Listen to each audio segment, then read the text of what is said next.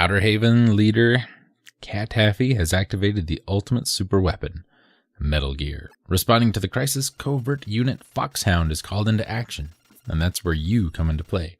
Trained in hand-to-hand combat and skilled in every weapon known to man, your Foxhound's lethal fighting machine. Codename, Solid Snake. But on this mission, you better be sly as well, to surprise heavily armored enemies, busting them up quietly and rescuing their hostages before alarms are triggered. Plus, you gotta maintain radio contact with Commander South, who will feed you crucial information on Metal Gear's whereabouts. To survive, capture submachine guns, Berettas, grenade launchers, and plastic explosives until you find and destroy Metal Gear, ending the reign of terror. Metal Gear, who would have thought? From Konami, well, kind of ultra, but you know.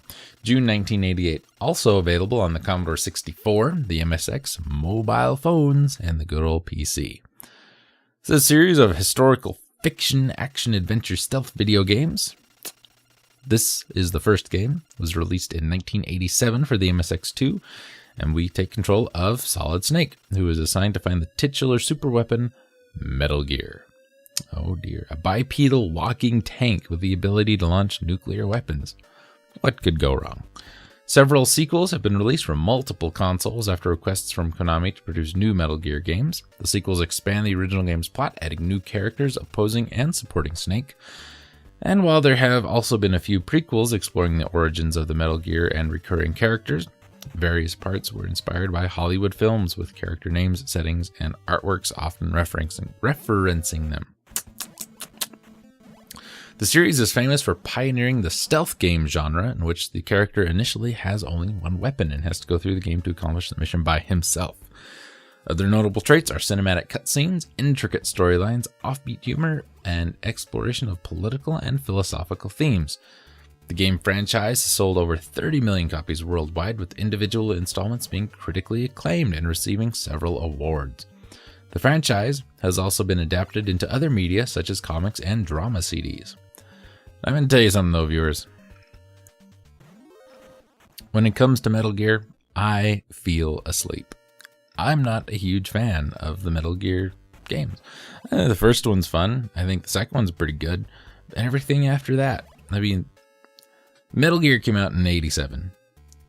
Metal Gear 2, Snake's Revenge, came out in 90. It wasn't until 98 that Metal Gear Solid came out.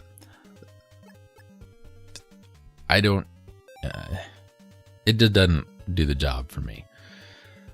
Metal Gear debuted in Japan and Europe in 87 for the MSX2. A separate team created a heavily modified NES port that was released in Japan, North America, and Europe.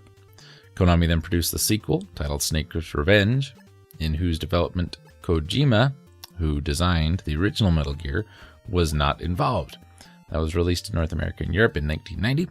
One of the game's designers became acquainted with Kojima and asked him to create a real Metal Gear sequel. In reaction, Kojima began development of Metal Gear 2 Solid Snake, which was released in Japan in 1990 for the MSX2. We pretty much have the plot down. We have the gameplay down. It's Metal Gear. What do you need to know? If you like it, you like it. If you don't, you don't. I think the older NES 8-bit games are better than the newer ones because the newer ones are just... It's a movie that you get to play a little bit here and there.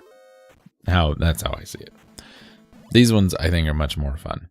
Even though I do feel asleep and the truck have started to move.